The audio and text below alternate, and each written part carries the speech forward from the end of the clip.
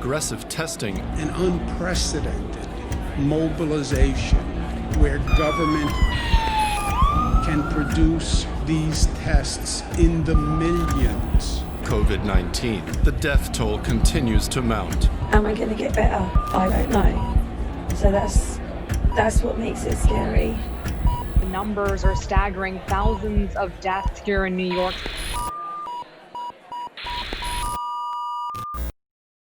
Fellow patriot, you've heard it all. Oh, it's just the flu.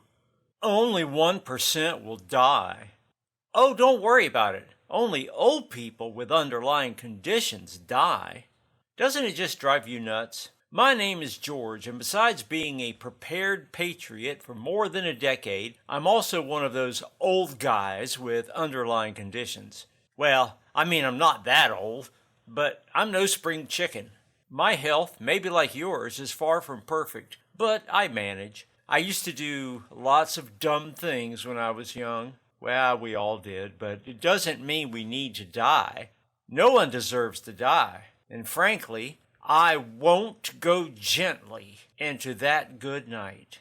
Well, not if I have something to say about it.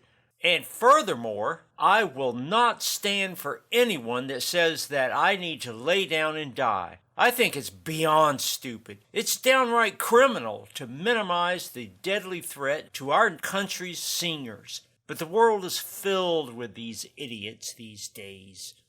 Well, there is one thing that the dum-dums did get right. Yes, the coronavirus does have flu-like symptoms. Yes, older folks like me are at risk. And yes, it's estimated that 1% of those infected will die, although some experts argue the number is as high as 3.4%. What are these geniuses forgetting to mention? Oh, just the fact that if you're over 60, your odds of dying are 3.6%.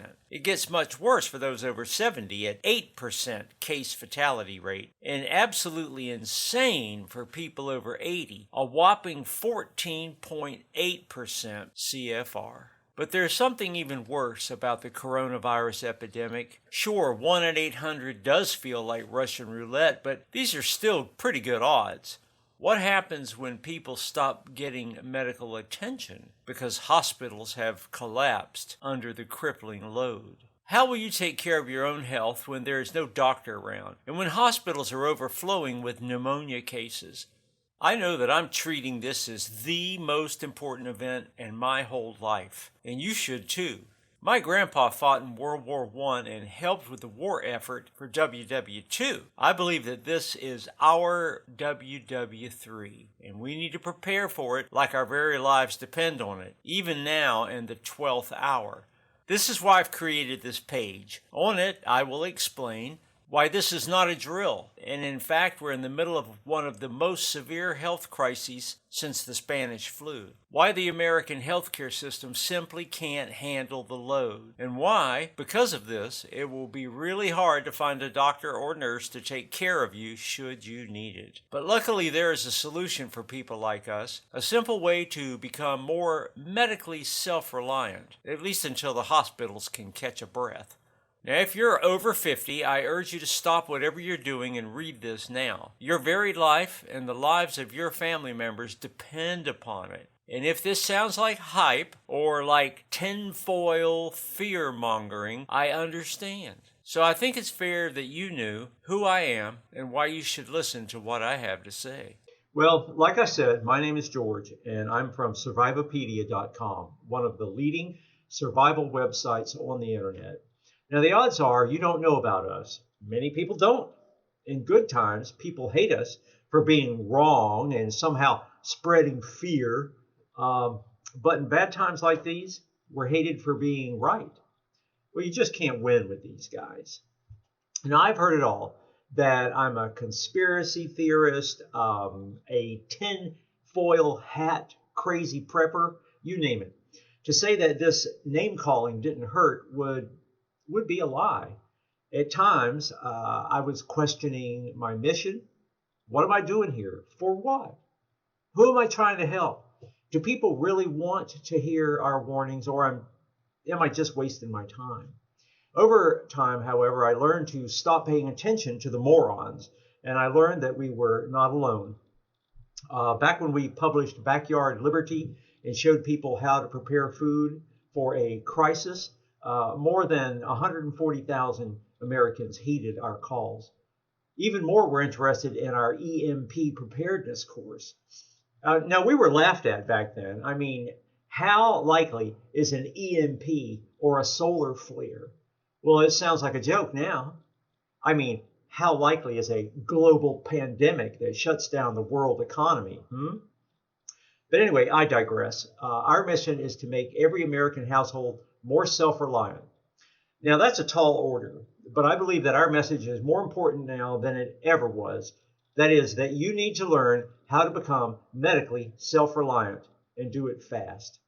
Because by the end of the year, up to 228 million Americans might be infected with COVID-19. Now, I know it sounds like a lot. Well, in fact, it's not. It happened before, not just once. In 2009, 59 million Americans got H1N1 virus, also known as the swine flu. Up to 45 million Americans get simple flu every year.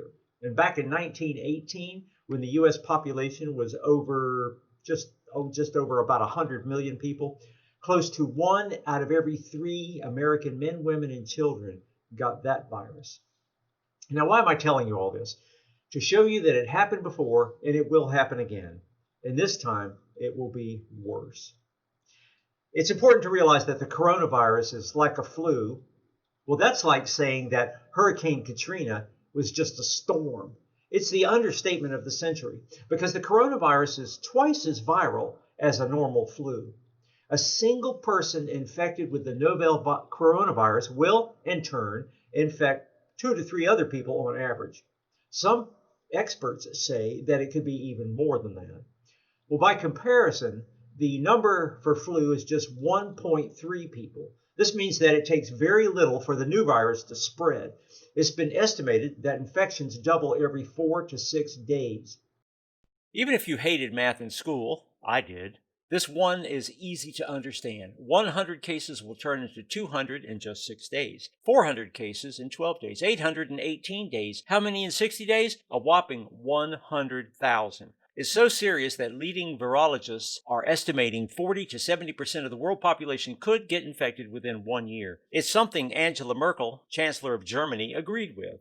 Okay then, so many of us are going to get infected. So what? We still have 99% odds of survival, right? Well, sorry to break it to you, but this is wrong, wrong, wrong. And whoever is spewing this deserves to be hung for treason and putting our country's seniors in mortal danger. They say the devil is in the details. This holds true for the novel virus as well, because before it kills, the coronavirus will put up to 20% of those infected in the hospital. And here's the kicker. When this hits full force, there won't be any hospitals to put us in. If you take a closer look at the numbers, you'll see something frightening. Of those infected, about 13.8% report severe illness, like shortness of breath, or they require supplemental oxygen.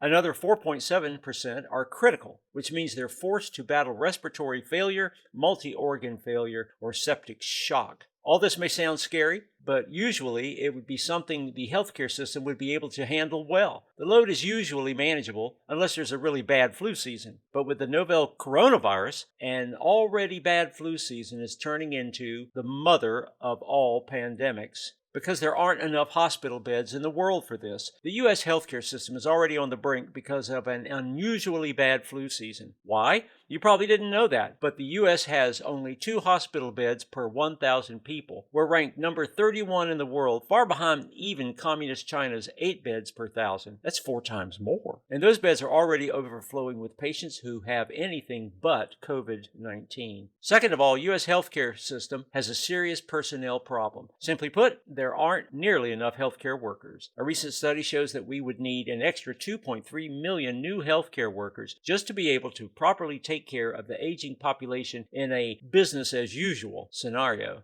not even accounting for a pandemic. Plus, the coronavirus epidemic is bringing about some serious and unexpected problems. For instance, it's estimated that close to 38% of nurses have a child at home. With schools closed across the U.S., this will likely keep valuable personnel away from where they will be needed most. But wait, it gets worse. This novel virus trends to infect people who are in close proximity with the infected, which tends to be doctors and medical personnel, which means you'll need to prepare for a scenario where there won't be any doctors available. In Italy, it took one infected person to disable more than a dozen healthcare workers for 2 weeks. They had to be quarantined. In South Korea, the epidemic was so bad that many nurses quit their jobs for fear of getting infected themselves. Iran recently started calling dead medical staff martyrs, hoping that the promise of heaven will stop doctors from quitting their jobs. We're not Iran. It's likely that things aren't going to be that bad, but don't count on the healthcare system to be there to help you. At best, it's going to be under severe strain. At worst, it could be virtually shut down for a few months. The bottom line is,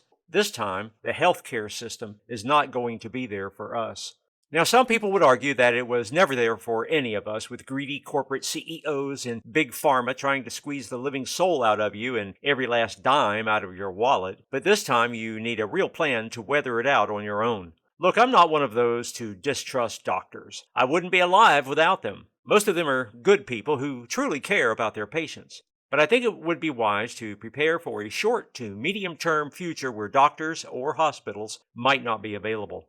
So, what are some of the practical steps that you can do right now? Well, your best bet, until somebody comes up with a vaccine or a winning antiviral, is to try to delay getting infected as much as possible. Okay? In this scenario, spring doesn't kill it, the warm weather doesn't kill it either, and the virus doesn't mutate, into something harmless. Now is the time for hospital-like hygiene. And I don't mean wash your hands every time you go to the toilet kind of hygiene. No, I mean doctor about to go into surgery level of hygiene with a healthy amount of paranoia each time that you touch something outside of your home. Now, I won't repeat the advice that you've gotten, probably 100 times already, 1,000 times. Wash your hands, avoid crowds as much as possible, assume everyone is infected, including family members. Buy your groceries online instead of going to the virus factory supermarkets. Basically, it's okay to overreact now and laugh it off when the threat is gone. I will stress one little detail, though, that many people are missing. Pay attention to how often you touch your face and stop doing it. Maybe your face is getting itchy just reading this and you want to do it, but don't. I know how it is. I have a deviated septum in my nose, and because of it, I have the bad habit of, picking my nose. Yeah, I know, it's kind of gross. I've been trying to ditch this habit for decades. It seems like it's taking an existential threat to finally put an end to it. Okay, I'm lying. I still pick my nose, but I make sure I do it after I wash my hands. Do you have a beard? You probably play with your beard. Wearing glasses? See how often you touch your face. Well, that's enough about that. I do have one tip for you that seems to work. For a few days, tie a red ribbon around your index finger. It will make it a lot easier to notice and hopefully stop your bad habit. Step number 2 is all about preparing for shortages of essential drugs. The next thing you want to ensure is that your medicine cabinet is fully stocked. And I don't mean for coronavirus because there's very little you can do about it, other than trying to boost your immunity with vitamin C and D and hope for the best. But for everything else, you will need to prepare for severe disruptions of the supply chain. This is crucial, and here's why. Very few people know, but we're constantly exposed to supply chain disruptions. For instance, did you know that 5 years ago, 85% of the world's production of IV bags happened in Puerto Rico? It took just one Category 5 hurricane to bring everything to a halt and to cause a huge shortage of IV bags worldwide.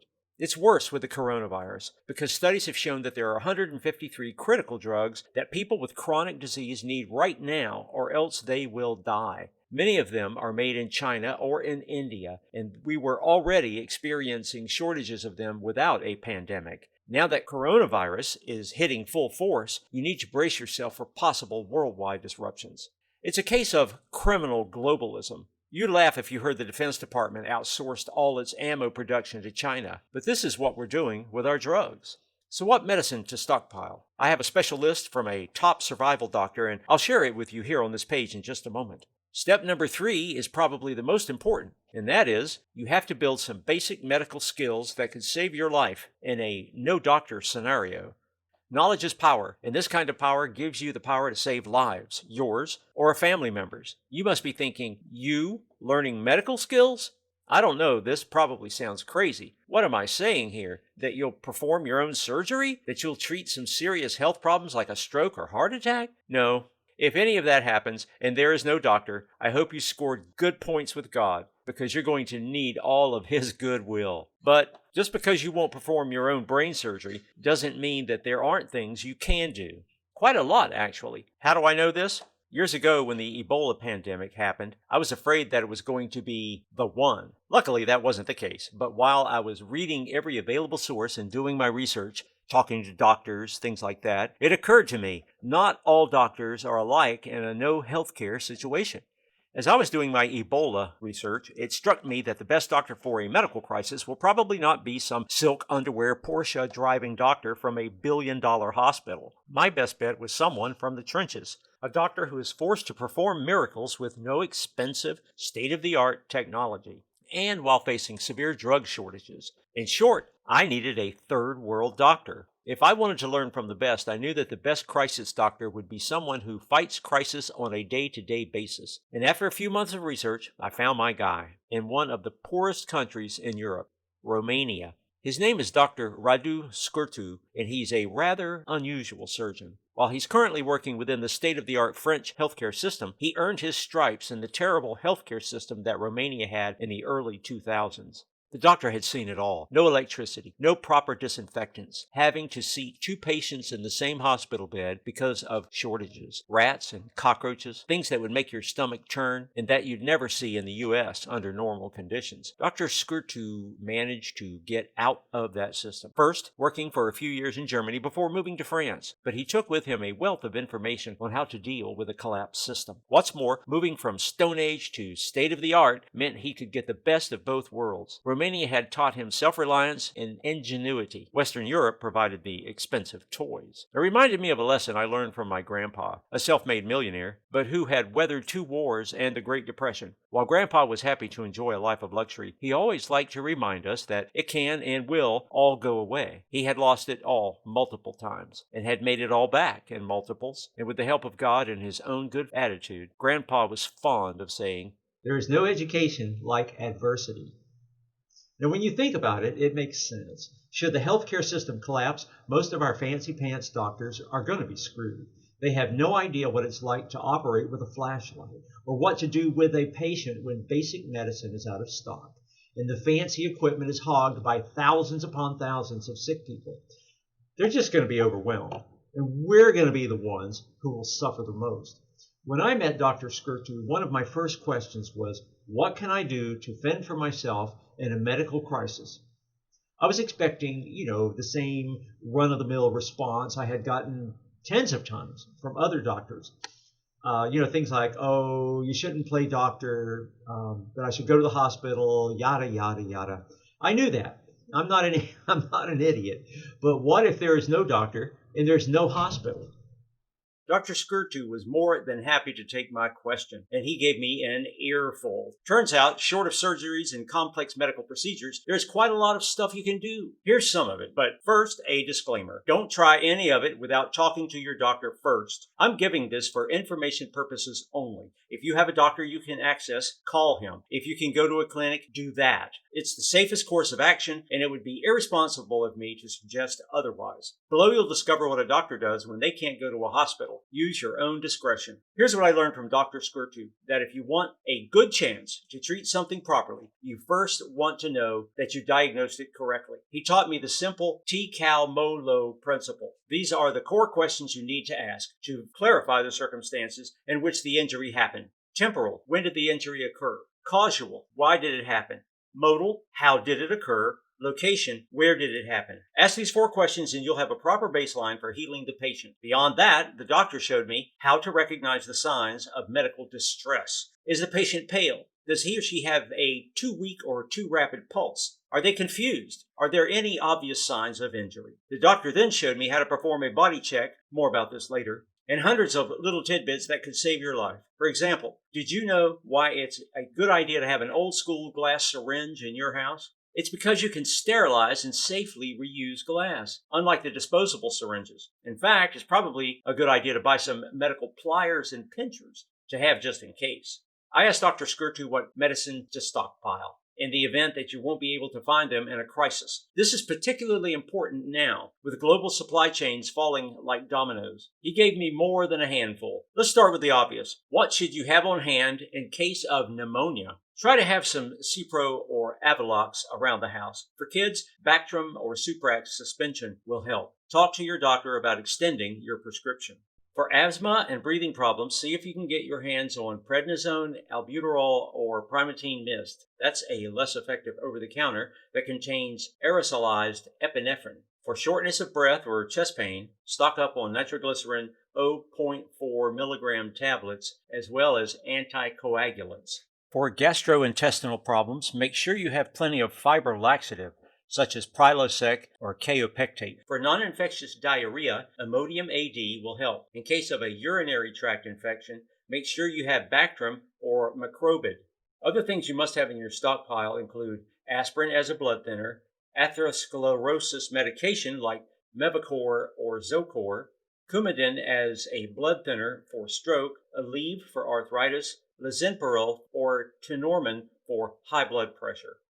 So I knew I had to persuade Dr. Skirchu to share his wisdom with our community. Extracting practical wisdom from survival experts was, after all, our specialty. But the good doctor wasn't interested. He liked his privacy. He didn't like fame of any kind. And for sure, he didn't want any of the negative attention that tends to come with being any kind of a survival expert. It wasn't about the money. The French healthcare system pays doctors handsomely.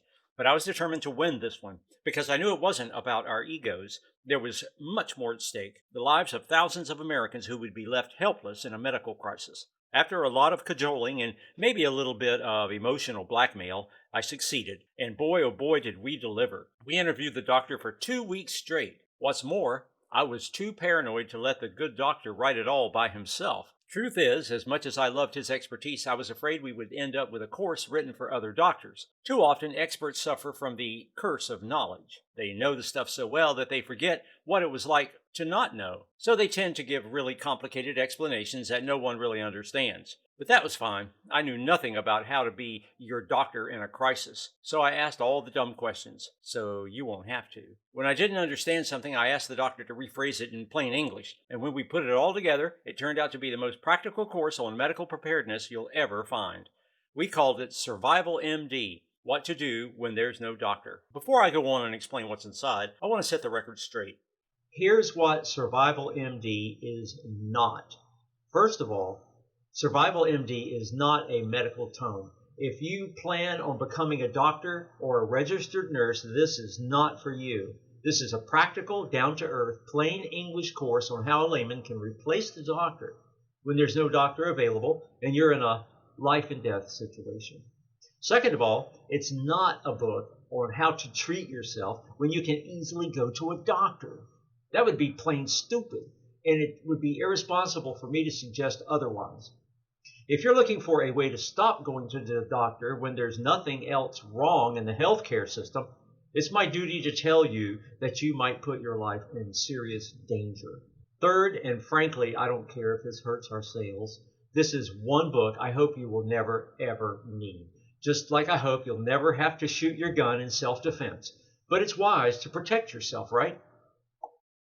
Si vis pacem parabellum. This is a Latin quote I hold dearly. It means that if you want peace, prepare for war. It's why we keep a big army even though we're not fighting the Nazis anymore. It's why you keep a fire extinguisher in the house. This course is a fire extinguisher. Now, it won't prevent fires, but it might help you put them out. Now that I got all this out of the way, let me tell you why I'm so excited about SurvivalMD. There's no other medical survival course like this on the planet, and I'm not just using these words lightly. As far as I know, this is the only course of its kind, something that will allow you to weather out a medical emergency where there is no doctor. It doesn't matter if it's a pandemic, a grid-down scenario, or a Katrina-like event that clogged hospitals for weeks. Maybe you're familiar with the 80-20 principle. If not, here's a refresher. 80% of all of our problems come from just 20% of causes. You learn 80% of any topic in about 20% of the time you study. You spend 80% of your time with less than 20% of your friends. Once you understand these universal principles, you'll start seeing it everywhere. It's the same in medicine. Sure, you can go to medical school, pay $250,000 and sink 4 years or more into this, or you can take a shortcut. Learn the 20% of medical knowledge that will help you in 80% of the situations. And this is exactly what SurvivalMD is about, a layman's shortcut to developing life-saving skills for a crisis. SurvivalMD has but one purpose, and one purpose only, to keep you and your loved ones alive until a qualified specialist can see you. And in order to do this, we pulled out all the stops. Here's a glimpse of what you'll find inside. Got asthma or COPD? Dr. Skirtu will show you how people with respiratory disease need to prepare. One of the things you'll absolutely need around the house is an oximeter, and 4 other things you need to order online right away. Plus, planning for long-term medical survival? Take care of this first, even if there's nothing wrong with your health. NASA does it to all their astronauts.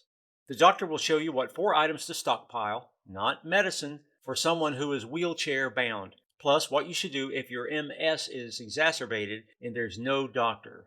Also, what if you have cardiovascular disease or peripheral vascular disease and the dangerous warning signal that comes from your toes? We'll show you the 2 fruits people with kidney failure must absolutely avoid, at least until a dialysis machine is available.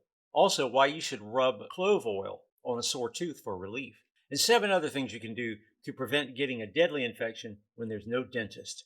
What to do when there are no antibiotics available. Yes, veterinary antibiotics can help, but how do you know the right dosage? Why Augmentin may be the best antibiotic to stockpile, if you can still find it, and 6 other antibiotics that may save your life from a deadly infection. Number 2 is the best for pneumonia. Does your medical go bag have a fully stocked hygiene kit? 19 things you should hoard. Plus, how to make your own toilet paper, if you run out. This recipe uses baby oil or lotion and will give you a good alternative when panic buying emptied all the store shelves. How to build the ultimate medical go bag. This includes cheap alternatives if stores and pharmacies run out of the essentials. Plus, 8 medical instruments you didn't know you needed, but surgeons keep them in their homes for an emergency. Also included, 9 things to stockpile in your bug-out vehicle. We've included simple and effective first aid techniques you need to learn now, including how to treat a bullet wound. This might come in handy if there's an economic collapse and mass social breakdown. What to do if garbage disposal services stop working. Full list of supplies you need for emergency sanitation. And how to deal with human waste so that it doesn't become a hazard. Did you know you can make your own hand sanitizer that doesn't dry your hands and costs a lot less than the price gouged versions you can find in stores? It's easy. All you need is some aloe vera gel and 99% isopropyl alcohol. You can still buy both online in bulk. Take 1 part aloe vera gel and mix it thoroughly with 2 parts alcohol, and you're set. For a fraction of what you'd have to pay even before the pandemic. That's just one of thousands of life-saving tips you'll discover inside SurvivalMD. Things like the 4 essential medical skills for the layperson. You'll learn how to treat mild to moderate burns, how to straighten and splint fractures, how to stop moderate bleeding, and how to take care of complex lacerations. The right and simple way to give CPR. It's an easy but effective system called CAB or CAB that stands for Circulation, Airway, and Breathing. You'll also learn basic life support like rescue breathing, chest compressions, and basic first aid. You won't be able to give advanced life support, but basic life support might save a life. How to know within minutes whether your patient is in severe condition or it's only something mild using the Glasgow Coma score. We've also included lots of information that we hope you never need, but that might come in handy in a crisis situation.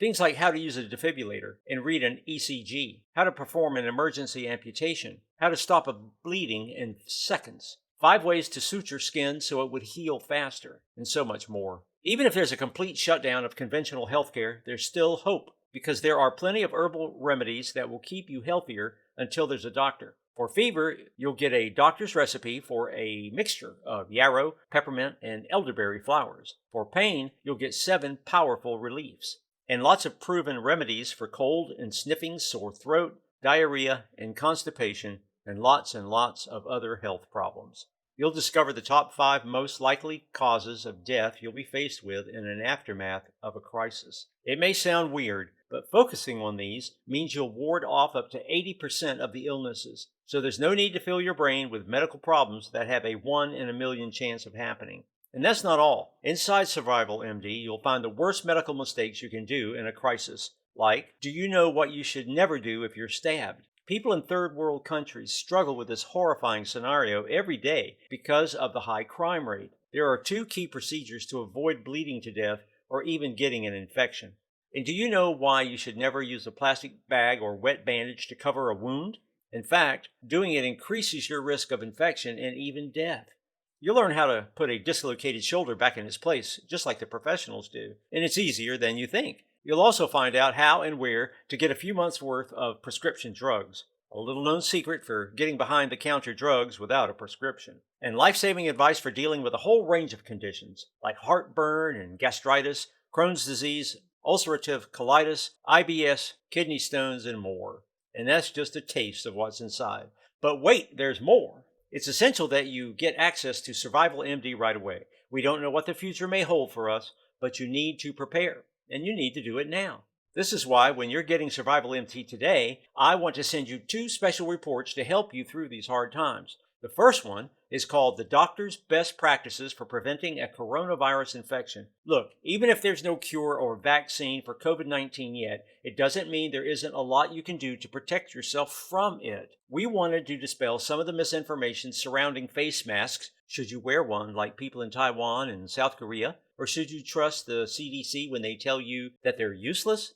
Or why washing your hands is not enough? There's one thing most people do to render even the most disciplined hand washing useless. We show you how to practice food safety so that you don't get infected when you shop for food or when you cook it, and how to travel if you absolutely must. We also included 2 essential things doctors do to boost their immunity for the flu season. Number 2, slash people's risk of getting the flu by 5 times. While the coronavirus is not the flu, it's been theorized that it will lower your odds of getting an infection. The second bonus I'd like to send you is something I hope will never happen to you. But if it does, you will need this. It's called How to Survive Isolation and Quarantine. I did this research for myself, and I believe it will help all of us. Soon enough, you might find yourself in quarantine or some form of social isolation, either mandatory or self-imposed. So how do you survive 30 days or more of isolation? Quarantining alone is a different deal than quarantining with others. At the same time, if one family member is sick but the others aren't, it's going to be really tricky to isolate just the sick person. All these things bring up some interesting issues, like how do you resupply while in quarantine? How do you avoid infecting others? How do you take out the garbage and make sure it doesn't pile up? And many simple things like that most people probably never thought about. You'll get this special report on isolation and quarantine for free when you get the SurvivalMD manual today. By now you're probably wondering, well, how much will this cost? Look, I won't hide it. This training is one of a kind from one of the only survival doctors in the entire world. You're not going to find something like this anywhere else. I can't stress how much I want things to change, for this information to be something you will never need. But if you've read this much, you probably want to prepare for the unthinkable. The only thing that comes close are medical textbooks. They will give you a world-class training, that is, if you can understand all the scientific jargon and are ready to spend up to $1,400 for a year's manuals. Or you can get SurvivalMD, the crash course, the express version for laypeople, and pay a fraction of that. You won't become a doctor, but you will be better prepared for a situation where there's no doctor. You can think of this as a form of life insurance. For me, the best life insurance you can get is self-reliance. And I wanted to make it as easy as possible for you to become more self-reliant in this crisis. This is why this is not going to cost a fortune. Plus, I want you to start reading this now, not a week from now. This is why you can get it in print and start reading immediately. Look, this is not some quickly slapped together ebook or some other junk like the stuff ruthless marketers are peddling on the internet. I think that when it hits the fan, it's important to have a hard copy in your hands, something you can use as a reference manual every time you need to. Plus, in a power-out situation, a hard copy might be the only way to use this knowledge. But at the same time, I don't want to rely on the USPS these days. They can take a week to ship the book to you, and I believe you deserve this information now. So here's the deal. For people who are in a hurry and want the information right now, we typically sell a $39 digital-only version of SurvivalMD. For those who want it in print and can wait up to a week for delivery, we add an extra $8.99 for shipping and handling. But today, I want you to get both the physical and the digital, and you only pay for the printed version. This way you can start reading immediately and still have a hard copy for reference in your library. And frankly, the price doesn't even matter.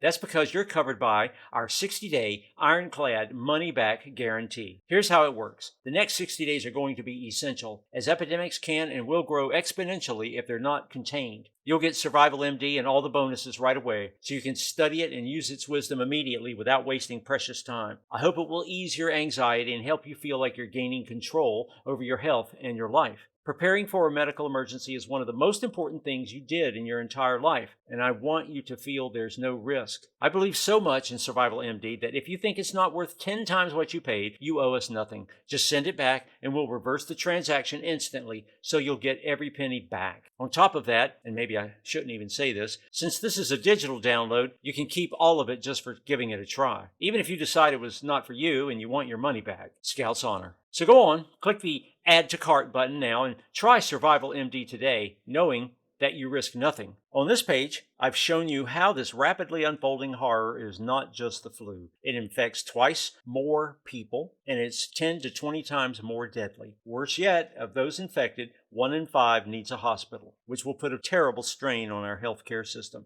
You've seen that not only we have 4 times fewer hospital beds than China, but these beds are already filled with patients. On top of this, we are missing a huge number of healthcare professionals as they are getting sick themselves. We're bound to have even fewer. When this thing hits us full force, there won't be a hospital to go to if you're sick. This is why I've explained that the only strategy that makes sense is social distancing and becoming medically self-reliant. And hopefully I've made a good enough case for why you need to learn some basic but essential medical skills to save you in a potentially life-threatening situation when there's no doctor around. I don't think there's a better teacher for all of this than Dr. Radu Skurtu. He's proven his resilience in the trenches of the least funded European healthcare systems, and he's had his fair share of modern healthcare. He's the only survival doctor that I would trust my life with. Now it's up to you, and frankly, time may wait for others, but it may not wait for this pandemic. The way it grows exponentially, soon enough there will be no hospital beds for any of us. I truly hope this is not the case. This time I'm really looking forward at being laughed at for over-preparing or for being a chicken little. But this one I believe is real. This is why getting SurvivalMD might just be the best investment you make this year. Remember, we'll also send you the 2 special reports, the doctor's best practices for preventing a coronavirus infection, and how to survive isolation and quarantine free of charge. So I urge you to click the Add to Cart button now and thank yourself later, after all this is over, for making one of the best decisions of your lifetime. Remember, you risk nothing. You're backed by our 60-day, no questions asked